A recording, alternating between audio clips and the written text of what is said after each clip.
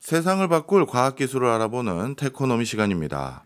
김덕진 IT 커뮤니케이션 연구소장과 함께합니다. 어서 오세요. 네, 안녕하세요. 반갑습니다. 김덕진입니다. 오늘은 우리나라 기업들에게 실제 적용되고 있는 에이전트 AI 얘기해 주신다고요. 네, 교수님께서 항상 저한테 왜 맨날 해외 얘기만 하냐. 맞습니다. 우리나라 얘기 좀 해줘라. 진짜 궁금하거든요. 하셨잖아요. 걱정도 되고. 네, 맞아요. 근데 우리나라 얘기를 하려니까 더 힘들더라고요. 왜냐하면 발품을 팔아야 돼요. 네, 오히려 이제 현장에 가서 뭐 이 기업인들 목소리도 듣고 또 여러 뭐 이런 컨퍼런스도 봐야 되는데 아무래도 특히나 이제 그 지금 우리가 오늘 얘기하려는 제조라는 분야가 좀 특화되어 있는 분야이고 기업들이 이게 하루아침에 되는 분야가 아니다 보니까 이 사례들이 좀 찾기가 어렵거든요. 근데 마침 이번에 또 이런 제조 영역에서 우리나라에서 좀 AI 활용하고 있는 사례들을 모은 컨퍼런스가 하나 있었어요. 그래서 어텐션이라는 행사가 이제 지난주에 있었고 마키나락스라는 회사에서 하는 이제 행사였는데 그 행사나 그리고 또 최근에 제가 산업과 관련된 다양한 AI 특히 우리나라에서 어떻게 적용되는지 들은 얘기들 오늘 한번 청취자분들에게 정리해서 한번 말씀드리도록 하겠습니다. 좋습니다. 특히 우리나라에서 제조 영역에서 AI 활용하는 걸 좀 많이 말씀해 주세요. 네, 이게 중요할 수밖에 없죠. 왜냐하면 생각해 보면 우리나라가 갈수록 뭐 고령화 그래서 일할 사람이 줄어들고 있죠. 그런데 이제 우리나라를 이끄는 건 역시 제조업이잖아요. 네. 그럼 이제 제조업에서 기존 방식보다 이제 더 생산성을 끌어올려야 되는데 이제 그런 부분에서 힘든 부분이 있단 말이에요.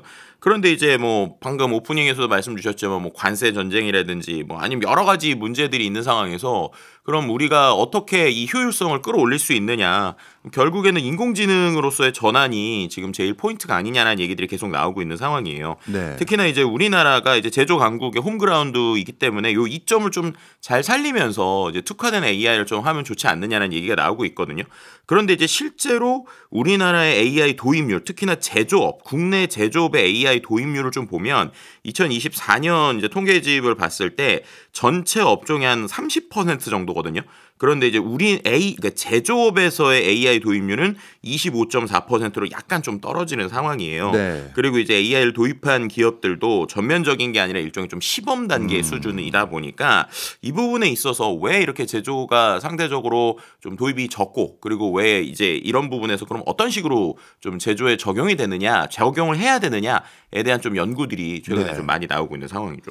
어떻습니까? 제조에 AI를 적용하는 게 좀 낫다, 생각보다 더디다 이런 것이 적용하기가 어려워서 그런 거예요? 아니면 적용을 해가는 과정인데 아직 그 효과가 아직 안 난 겁니까? 이제 이렇게 해석을 해볼 수 있을 것 같은데요. 일단은 일반적으로 우리가 말하는 어떠한 사무직이나 아니면은 뭐 일반적인 기획 영역하고 제조에서 AI를 쓴다는 건 되게 큰 차이가 있어요. 예. 그래서 일단 적용하는데 어렵다라고 하는 게 있고요. 두 번째는 또 적용하는 과정에서 무난한 우리가 생각할 수 있는 고려 사항들이 많다는 거예요. 네. 좀 설명을 드리면 일단은 생각을 해보시면 제조에 AI가 도입된다라고 하면은 뭔가 예를 들어서 보고서를 만들던 결과를 나와도 그 결과가 조금이라도 오차가 있으면 안 된다. 라는 것들이 이제 첫 번째라는 거예요. 네. 예를 들면은 우리가 어떤 설계도를 만들거나 뭐를 할 때 이 부분에서 문제가 있으면 안 되잖아요. 그런 것들이 있고 또 제조라는 걸 생각을 해보시면 우리가 기획을 하거나 서비스에서 업무는 어떤 워크플로우라고 하죠. 뭐 예를 들면 내가 기획을 1, 2, 3으로 하다가 1, 3, 2로 기획의 방식을 바꾸는 게 그렇게까지 어렵진 않잖아요. 그런데 이제 제조라고 하는 건 이미 구축된 생산 라인이 있죠. 그럼 생산 라인 자체에서 AI를 도입한다라고 하는 거는 그건 한 번 딱 세팅되고 난 라인에서 새로운 기술을 도입한다는 게 상당히 어렵다는 거예요. 그리고 이제 이게 어떻게 보면 기업별로 다 다른 상태라는 거죠. 예를 들면은 어떤 업종이나 공정별 시스템이나 데이터 확보 방법도 천차만별이니까 우리가 말하는 일반적인 챗 GPT만으로는 이게 이제 제조에 좀 들어가기 어렵다라는 것입니다. 특히나 이제 우리가 말하는 자동차 공장이든 어떤 제조를 하는 공장 계속 또 이게 돌아가고 있잖아요. 네. 근데 그런 상황에서 갑자기 테스트를 위해서 잠깐 멈춘다? 이런 것도 또 쉽지가 않다 보니 네. 공장형으로 맞춤형 AI 솔루션이 좀 필요하다라고 하는 게 이제 제조에서 좀 좀 어려움이고 네. 두 번째는 이제 적용하려는 사람들도 조금 조심스러워하시는 게 현장 근로제 안전하고 또 이게 연결이 될 수 있다라는 것이죠. 왜냐하면 새로운 기술을 도입할 때도 이게 안전하게 작동하는지가 되게 중요한데 중대재해처벌법 이후에 또 산업재해 문제가 이슈가 되고 있잖아요. 네. 이제 그러다 보니까 이게 자칫 조금만 잘못해도 위험 생길 수 있는 거를 우리가 이걸 도입해야 되냐라고 하는 어떤 걱정들 이런 것들이 같이 이제 섞여 있다 보니까 분명히 제조에 AI가 필요하다는 건 알고는 있지만 예. 이 데이터도 좀 구하기 어렵고 그리고 특화도 어렵고 이런 부분에서 좀 조심스러운데라고 하는 게 지금의 좀 상황이다라고 말씀드리는 게 좋을 것 같습니다. 말씀을 듣고 보니까 제가 좀 착각하고 있었던 게 있는 것 같아요. 저는 제조 현장에 AI를 도입한다라고 하면 네. 단순하게 생각하면 휴머노이드 로봇 같은 게 이제 저출산 고령화로 사람 구하기도 어렵고 네. 외국인 근로자 구하기도 어려운 상황에서 사람 대신 그 로봇이 탁탁탁탁 일하면 된다 이렇게 생각했는데 그런 맥락이 아닌 것 같은 생각이 많이 듭니다. 네, 맞습니다. 그러면 인공지능 기술을 도대체 활용해서 뭘 그 기술들이 뭘 어떻게 제조 현장에서 뭘 해줄 수 있는 거예요? 그러니까 말씀하신 것처럼 로봇이나 이런 것들이 적용되는 건 그 다음 라운드라고 볼 수 있을 것 같고 예. 지금 당장은 전문가들이 한 명이서 해야 될 일이 그럼 많아지는 거잖아요. 네. 그럼 그 일들을 어떻게 효율적으로 줄여주거나 효율화를 해야 되는가라는 거예요. 예를 들면 제가 사례를 하나 말씀드리도록 하겠습니다. 우리가 반도체 설비 같은 걸 만들든지 뭘 만들든지 제일 중요해 도면이잖아요. 도면. 네. 근데 도면이라고 하는 게 하나의 어떤 제조를 할 때 한 장만 그리는 게 아니겠죠. 뭐 수백 장, 수천 장을 그릴 수도 있겠죠.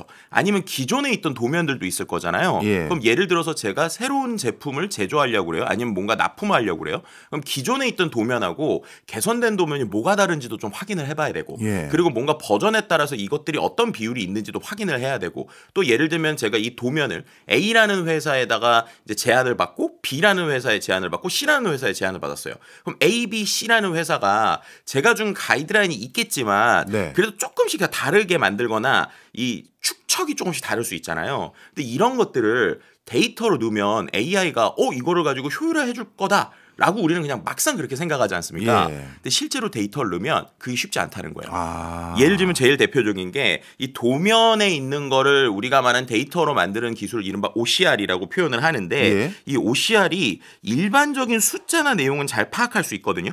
근데 예를 들면 이런 이제 도면에 보면 파이 25 뭐 이런 식으로 돼 네, 있잖아요. 네. 그래서 이제 동그라미 약간 이렇게 쫙쫙 거져 있는 네. 그런 것들이 이제 이제 도면에 쓰는 기호잖아요. 예. 근데 그런 거를 그냥 AI한테 OCR 해봐라 그러면 이게 파이 25로 인식을 안 하고 025 숫자로 인식을 해요. 그러니까 이거 완전히 다른 결과가 나오는 네, 거잖아요. 네. 그런 문제들도 생기고 아까 말씀드린 대로 만약에 A, B, C라는 데서 이 똑같은 어떤 건물을 지을 때 건물에 대한 어떤 제안에 대한 이 설계도를 내놨어요. 네. 근데 이 세 개가 사람의 눈으로 보면 이게 똑같은 공간이라는 걸 알아요. 네. 왜냐하면 사람이 볼 때는 어쨌든 이 축척이 약간 달라도 야 이게 어쨌든 똑같은 공간에서 여기 의자 놓겠구나 여기 이겠구나 이걸 아는데 이걸 AI한테 주면 정확하게 1mm라도 똑같이 나오지 않으면 이 세 개의 이 설계도 도면도를 다른 걸로 인지한다는 거예요. 그럼 이제 이런 것들을 어떻게 해야 표준화를 하고 최적화를 할 수 있는가?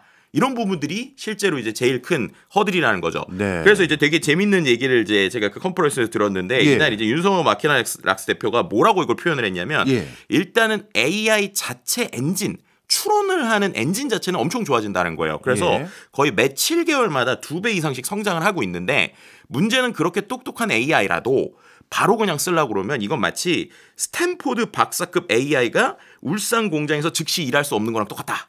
이런 표현을 한 거예요. 예, 그러니까는 예. 여러 가지를 알고는 있지만 네. 그 상황에서 정말 이 업에 대한 제대로 된 도메인 데이터나 내용을 모르는 상황에서는 이걸 못 쓴다. 그래서 이거는 지능이 아니라 경험의 문제가 된다라는 것이고 이 제조에서는 그럴싸한 결과물론 되지 않고 네. 정확한 100%의 정확도를 만드는 이런 것들이 필요하다 보니까 아무래도 쉽지 않다는 거예요. 그래서 이게 왜 그러느냐? 기존에는 이 말씀드렸던 이 설계도를 한 반도체 설비 회사가 설비를 할 때까지 나오는 도면의 수가 7,000장 정도라고 하고요. 예. 이 7,000장을 500명의 전문가가 5, 6개월 동안 거의 시간을 치면 24만 시간 동안 검토를 한다고 합니다. 그럼 이 시간만 줄여줄 수 있어도 그래도 이제 제조에서 우리가 부족한 인력들을 해결할 수 있잖아요. 근데 이 해결을 하기 위해서는 말씀드린 대로 이게 모델만 좋다고 되는 게 아니라 그 데이터를 얼마나 AI가 잘 인지할 수 있게 최적화된 방식으로 잘 만들어줄 것이냐. 그러니까 어떻게 보면 정말로 AI한테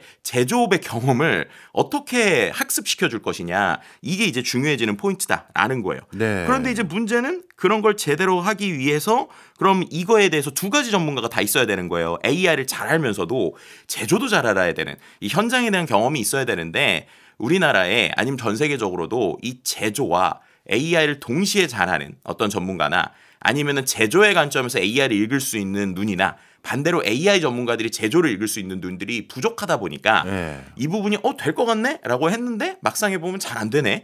그럼 이렇게 되면 쓰기 어려운데? 라고 하고 있는 게 지금까지의 어떤 현장이었다라고 말씀드릴 수 있을 것 같습니다. 아, 제조 AI 딱 말씀 주시면서 저는 그 말씀이 딱 귀에 박히는데요. 네. 스탠퍼드에서 공부한 사람이 울산 현장 공장에서 바로 일할 수 없는 것과 똑같다. 네. 그 얘기는 제조 AI가 활성화되기 위해서는 그 제조 현장의 지식을 제일 잘하는 현장 전문가, 그 현장 전문가의 이걸 노하우라고 해야 될까요? 지식이라고 해야 될까요? 그런 것들이 어떻게든 AI화되는 그 경로가 잘 원활해져야 되네요. 네, 맞습니다. 그래서 말씀하신 그게 정확하게 우리가 이제 표현하는 단어가 있죠. 암묵지라고 보통 많이 표현을 하잖아요. 개인이 습득된 어떤 상태의 지식, 아니면 개인이 경험을 통해서 얻은 지식. 이게 형식지, 그러니까는 어떤 문서나 데이터화가 돼야 되는데 그럼 이거 어떻게 할 거냐라는 게 지금까지 문제였다는 거예요. 그래서 3년 동안의 변화를 좀 보면 일단은 선도적인 우리나라의 기업들 같은 경우에는 여러 가지 고민하다가 결과는 현장에 있다. 그래서 어떻게 했느냐. 현장에 계시는 분들한테 먼저 AI의 필요성을 느끼게 하고 그다음에 AI 도구 사용법을 조금 알려줘요. 그러고 난 다음에 어떻게 하느냐. 이제 제가 제일 대표적으로 두 개의 회사가 상당히 인상 깊었는데 GS하고 SK 디스커버리가 좀 있었거든요. 근데 GS 같은 경우는 어떻게 했느냐. 일단은 거기 계시는 분들한테 AI 도구 간단한 것들을 사용법을 알려줘요. 그다음에 이 AI 도구를 그냥 단순하게 하나하나 주는 게 아니라 레고 블록처럼 조립할 수 있는 어떤 시스템을 만들어줘요. 그다음에 현장에서의 문제를 고민하게 하는 거예요. 그래서 현장에서 이런 거가 좀 문제가 되겠는데? 그럼 이런 거 우리가 같이 만들어 볼까? 라고 하면서 실제로 만들 수 있는 전문가가 붙어서 레고 블록을 뚝딱뚝 조립하면서 만들어주는 케이스가 있었고요. SK 같은 경우에는 SK 디스커버리가 이제 전사적으로 이제 제조 회사들을 많이 도와주는데 대표적으로 제가 본 SK 케미컬이 뭘 했냐면 안전관리 시스템을 AI로 만든 거예요. 근데 이건 또 어떻게 만든 거냐? 이제 그 AI에 대한 일반적인 교육을 한 다음에 담당자들한테 너네가 무슨 어려움이 있어? 이런 게 해결되면 좋겠어라는 걸 리스트로 받은 거예요. 그러니까 이제 현장에 있는 사람이 AI까지 못할 거니까 그 사람들한테 문제만 제기를 받은 건데 그 중에 하나가 뭐였느냐? 요즘에 이 안전에 대한 게 너무 이슈가 되니까 그 부분을 이제 안전에 대한 제대로 된 이 안내서 같은 걸 계속 써줘야 되거든요. 그런데 그런 걸 쓸 때 기존에 일하던 사람들 일하기 바쁜데 내가 어떤 공정이 바뀌었다고 얼마나 꾸준하게 안전에 대한 내용에 대한 위기사항을 어떻게 작성을 잘하겠느냐라는 어려움이 있었고 그리고 이제 실무적으로 이제 그럼 사무직에서 일하시는 분들은 그렇게 되면 문서 작업이 또 늘어나는 거잖아요. 그리고 이것도 너무 어려운 거예요. 그렇다고 이걸 시스템으로 만들기도 되게 애매한 거예요. 그래서 이걸 어떻게 했느냐. 기존에 본인들이 만들어놨던 문서들을 AI한테 학습을 시켜서 그거를 가지고 내가 어떤 안전 검토 사항이 조금만 바뀌었다는 걸 체크만 해주면 거기에 맞게 기존에 있는 데이터에서 안전에 대한 조치 사항을 바로바로 작성을 해주는 문서 시스템 같은 걸 만드는 거예요. 그래서 그런 형태로 결국 현장에 있는 사람들이 어려움을 먼저 느끼고 그 어려움에 대한 제시를 했을 때 어떠한 그 자체 팀이라든지 아니면 솔루션들이 해결을 해주는 이러한 구조로 먼저 좀 진화를 하고 있다. 이렇게 좀 말씀드릴 수 있을 것 같습니다. 네. 딱 말씀 들어보니까 우리나라의 지금 구조적인 상황, 저출산, 고령화 등등 그리고 뭔가 암묵지를 잔뜩 가지고 계신 분들이 선임들이다 보니까 먼저 은퇴를 하실 시점 아니겠습니까? 맞아요. 그런 과정에서 우리도 이 AI를 도입해서 제조 현장에서 뭔가 성과를 내는 게 무엇보다 중요한다는 생각이 드는데 이거는 그냥 제 그 노파심에 하는 질문인데요.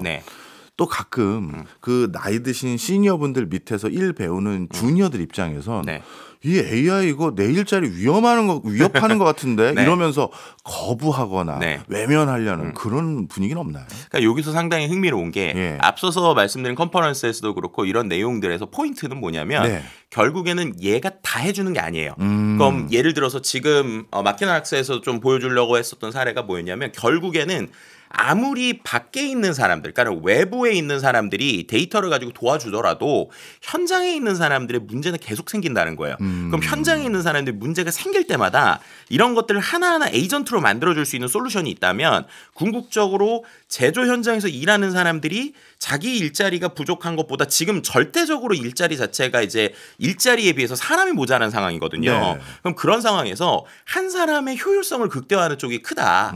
그러면 이제 이런 솔루션들이 다 많아지고 데이터가 최적화되면 예. 결국에는 개인이 마치 나 지금 이 일에서 요런 게 필요한데? 라고 하면은 그거를 만들어줄 때까지 기다리는 게 아니라 예. 내가 레고 블록 조립하게 해서 만들 수 있는 이런 형태로 진화한다는 거죠. 그리고 그런 데서 도와줄 수 있는 솔루션 회사가 마치 지금 우리나라에서 일종의 이렇게 표현하고 싶은데 한국형 팔란티어 모델이라고 할까요? 오. 이런 회사들이 좀 등장을 하고 있어요. 그래요? 예, 예를 네. 들면 팔란티어도 그런 거잖아요. 그 전쟁의 현장이든 기업의 현장에서 실제 그 기업의 문제들을 해결을 해주고 그 기업에 있는 것들을 도와주면서 결국 기업이 종속적으로는 장기적으로 잘 갈 수 있게 예. 도와주는 형태라고 보시면 될 것 같은데 예를 들면은 제가 좀 재미있는 사례가 하나 있어서 가져왔는데요. 그런 식으로 국내에 있는 제조업체, 철강 제조업체가 있어요. 근데 그 제조업체가 어떤 문제를 가지고 있었냐면 전 세계 발주처가 제각각의 양식으로 주문 요청서를 막 보내는 거예요. 그렇겠죠. 그럼 이제 그거를 전환을 해야 되는데 예. 이게 그냥 일반적인 AI랑 다른 게 예. 여기에는 뭐 철근 두께, 수량 막 이런 것들부터 해가지고 이제 그 그쪽에서만 쓰는 게 있으니까 숙련된 직원이 주문 요청서 하나를 표준화된 양식으로 바꾸는데 이틀이 걸렸다는 거예요. 예. 그런데 이거를 이제 AI를 가지고 도와주고 이거에 대한 최적화를 해줬더니 시간이 60% 이상 단축이 된다는 겁니다. 그럼 이렇게 줄어드는 게 과연 제조업의 일자리를 뺏을 것인가? 네. 아니면 그들이 제대로 일을 할 수 있게 포지션을 제대로 갖게 할 것인가라고 생각하면 오히려 지금의 우리나라의 제조업의 현장에서는 후자에 가깝다라는 것들이죠. 네. 뭐 예를 들면 그뿐만이 아니라 뭐 자동 배터리를 제조하는 곳에서 산업용 모터가 고장나서 라인 가동이 중단되는 문제가 있었을 때 이런 부분을 뭐 예를 들면 모터에 센서를 붙여서 데이터 수집 체계부터 만들어서 수명 예측하고 원인 분석하는 AI 시스템들이 있다면 네. 그런 것들은 어떻게 보면은 실제 제조에 있는 사람들이 일을 할 때 도움을 줄 수 있는 형태로 진화한다. 뭐 이렇게 해석을 해볼 수 있을 것 같습니다. 이런 우려는 없습니까? 이게 암묵지에만 있었고 거기 공장 갔더니 공장장님과 사장 외에는 출입 금지 이런 데가 대부분 그 암묵지잖아요. 네, 맞아요. 근데 이런 걸 AI화 하기 위해서는 데이터화하고 문서화해서 어떻게 보면 우리 회사 내부에 역량이 없는 외부의 AI 전문 뭐 팔란티어 같은 회사에게 이걸 공유해야 되는데 네네. 그런 회사의 중요한 정보가 나가는 건데 이런 것들도 우려스러워할 것 같아요. 네, 맞습니다. 그렇기 때문에 요즘에 이 제조에 또 도입하기 어려웠었던 이유가 예. 말씀하신 대로 우리가 말하는 인터넷에 연결되어 있는 범용 AI라고 하는 걸 예. 쓰는 게 되게 어려워했었다는 거예요. 근데 이제 최근에 보면 설치형으로 할 수 있는 오픈소스 모델들이 많아지고 있어요. 예. 그런데 이 설치형으로 할 수 있는 오픈소스 모델은 상대적으로는 인터넷에 연결돼 있는 계속 실시간 업데이트되는 것보다는 당연히 데이터량이 적고 예. 그리고 그런 데서 해결할 수 있는 문제가 적을 거잖아요. 그러니까 그런 걸 도입하면서 반대로 어떻게 하느냐? 그러니까 우리 회사에 특화된 데이터셋을 잘 만들어서 이 조금은 덜 똑똑한 AI가 우리 데이터를 제대로 갖게 공부를 시켜주지 않는 거예요. 네. 그리고 그 데이터는 반드시 회사 안에만 있게 하는 거죠. 예. 그래서 오히려 말씀하신 대로 이 데이터 자체가 실제 이 회사의 역량이 되는 이러한 형태들로 진화하는 제조의 모습을 좀 볼 수 있고요. 그래서 어떻게 보면 그 회사에 특화되어 있는 어떤 데이터들을 잘 만드는 것들이 반대로 생각하면 우리나라 스타트업들이 저는 예. 잘할 수 있는 일이라고 봐요. 예. 왜냐하면 언어 모델 자체를 그 큰 회사가 아닌 경우에는 만드는 것 자체를 도전하기 어렵잖아요. 예. 근데 이런 회사들의 특징을 보면 어차피 LLM 언어 모델은 계속적으로 진화하고 있고 예를 들면 그런 것들은 큰 회사, 뭐 오픈 AI 같은 데는 아니면 우리나라로 치면 네이버나 아니면 KAI 하는 회사가 하는 거고 그러면 스타트업들은 뭘 하느냐? 그 엔진, 그러니까 어떻게 보면 그 LLM 엔진에다가 특화되어 있는 제대로 된 데이터를 밀어넣어 줄 수 있다면 그럼 이거는 문제를 풀 수 있으니 네. 어떻게 보면 큰 회사들은 계속 언어 모델 잘 만들고 네. 그리고 나서 작은 회사들이나 스타트업들은 그 산업에 특화되어 있는 데이터나 그 문제를 풀 수 있는 것들을 잘 만들면 예. 이게 실제로 돈이 되겠구나 아니면 이게 실제로 이런 문제를 해결할 수 있겠구나 라고 하는 생각을 갖고 요즘에 이런 제조 특화나 여러 특화에 대한 AI 회사들이 많이 나오고 있고요. 네. 그래서 어떻게 보면 이게 단순히 언어 모델로만 되는 것이 아니라 하나의 생태계가 만들어지고 있다라고도 좀 해석을 생각을 해볼 수 있을 것 같습니다. 네, 알겠습니다. 그나마 아주 똑똑한 AI가 아니라 약간 그거보다 머리가 나쁜 AI를 특정 산업군 현장에서 딱 활용할 수 있게 하는 것은 우리나라 스타트업들도 잘할 수 있다라고 하니까 모처럼 또 훈훈하게 끝나는 것 같습니다. 네. 지금까지 김덕진 IT 커뮤니케이션 연구소장이었습니다. 고맙습니다. 네, 감사합니다.